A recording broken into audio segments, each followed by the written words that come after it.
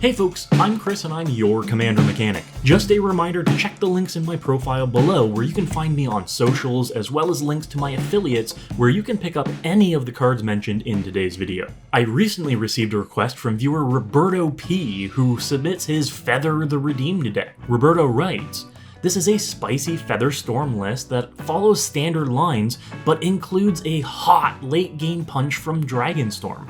I'm wondering if there are any tips from the tune-up master. Thanks, Robert." This one certainly does have some heat to it. Let's take a look at our commander. Feather is a 3-mana, 3/4 flying angel with a hefty mana cost of 1 red and 2 white.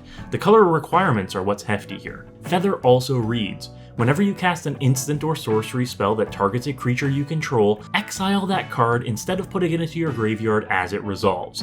If you do, return it to your hand at the beginning of the next end step. That's a lot of words to say you get any spell that targets a creature you control back to your hand as long as that spell successfully resolves.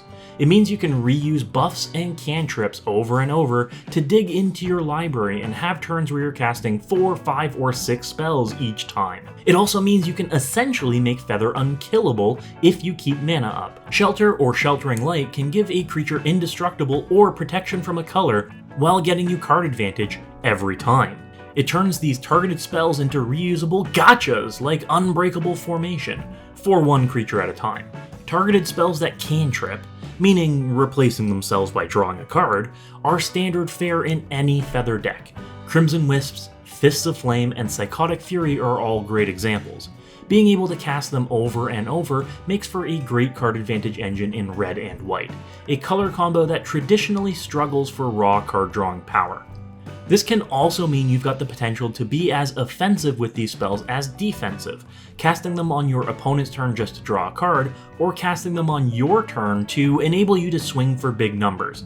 Giving Feather protection from whatever can block and pumping it up, giving them double strike, it's very strong. The other strength here is mana production. Red has incredible temporary mana production in the form of rituals. Desperate Ritual, Pyretic Ritual, and Mana Geyser all boost your curve temporarily, allowing you to cast more spells on turns where you'd normally be limited. And this helps your backup line considerably. Dragonstorm! This card brings back some memories. The good old days of Scourge, when everyone laughed at a 9-mana spell that wanted you to cast other spells before it.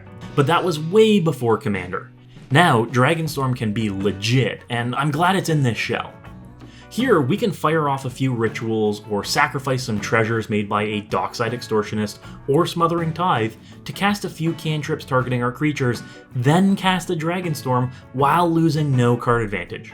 And Robert's built the deck where, well, there's a lot of dragons. Save for a few creatures that trigger off of casting spells like Gutter Snipe or Electrostatic Field, everything's a dragon. That means we can hit anything we want and really choose whenever we want when we Dragonstorm. We could even prioritize grabbing a Mirror Wing Dragon and save one of our haste enablers to give the new fleet of dragons the ability to attack on entering the battlefield. That sounds like a good plan to me. The challenges I can see with the deck really pop out as well, though. First, Feather is so integral to your early plan. Apart from Feather, you have 4 creatures that come down before turn 5? That means you're going to be shields down a lot of the time and need to slam Feather on or before turn 3 if possible, with backup to prevent them from getting removed. While it's certainly possible, it's incredibly likely you get whittled down for the first 4 to 6 to 7 turns of the game. And when you get to start casting these dragons the good old-fashioned way, it leaves you with no mana to keep up to cast spells with Feather. Tapping out for a Scourge of Valkis or an Utvara Hellkite means no protecting them. If you're only casting 1 spell a turn, you're actively working against one of your game plans. I'd recommend we work on removing some of the pieces of the deck that don't actively push either the Storm agenda or the Dragon agenda, smooth out our curve, and make sure we can consistently cast our commander, even if we need to cast them 2 to 3 times. I'd like to change up the volume of the dragons in the deck first of all. There are so many that it's really distorting the mana curve. Let's streamline the dragon package a bit. Here's my recommendation. Terror of the Peaks, Mirror Wing Dragon, and Utvara Hellkite. That's all you really need.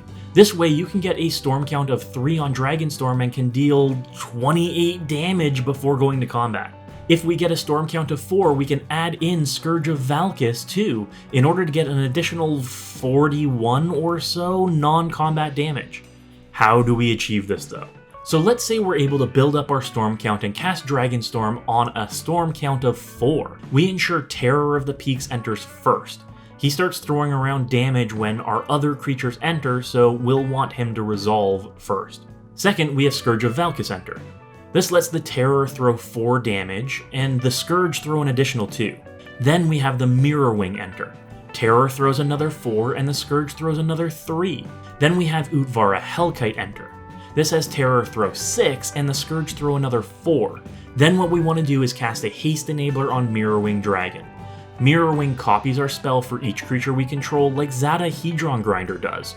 This will give all of our new dragons haste. Then we attack, with a total power of 19, and create 4 new 6/6 dragons thanks to Utvara Hellkite. That's going to allow the Terror to throw out 4 more 6 damage bursts, and Scourge of Valkis to throw out 4 more 8 damage bursts. Since you can stack your Hellkite triggers to all resolve before the Hellkite triggers, they'll all see each of your dragon counts towards their totals, and that's a lot of damage. So instead of a volume of dragons, we can include dragons that lend towards our strengths and free up a lot of space for other utility. Creatures that will help gum up the ground in early games while we set up. Firebrand Archer, Thermo Alchemist, and Stormkin Artisan are all fantastic additions to a deck where we're casting multiple spells each turn. Stormkin in particular, since the majority of our spells cost 1 to 2 mana, he fuels us in being able to cast them on each player's turn thanks to the combination with Feather's ability. The new Smoldering Egg from Midnight Hunt is great here too. An early blocker, and once we cast a few spells, flips into Ashmouth Dragon, which turns all of our future instants and sorceries into shocks to throw around. We can't forget Young Pyromancer either. A steady stream of 1/1 tokens can provide chump blockers for days thanks to our deck's synergies. Along the same lines, Monastery Mentor makes more and more bodies that can get bigger and bigger throughout a turn too. If we're looking for ways to give you more of an early game, this is definitely an include. Strixhaven also gave us plenty of Magecraft creatures we could be looking at for inclusion. Leonin Lightscribe is a favorite of mine here, especially if we're including Young Pyromancer and Monastery Mentor. Making all of those tokens bigger means we have multiple viable ways to victory. I also think you're light on board wipes. It's easy to fall behind when our volume of creatures is as low as it is, so including the new Vanquish the Horde, Blasphemous Act, or Chain Reaction would be ideal. Having a plan for the scenarios where you're winning or losing is crucial. For the upgrade, I think you have a lot of the greatest hits in the deck already, but I'd make it a priority to put in Chrome Mox.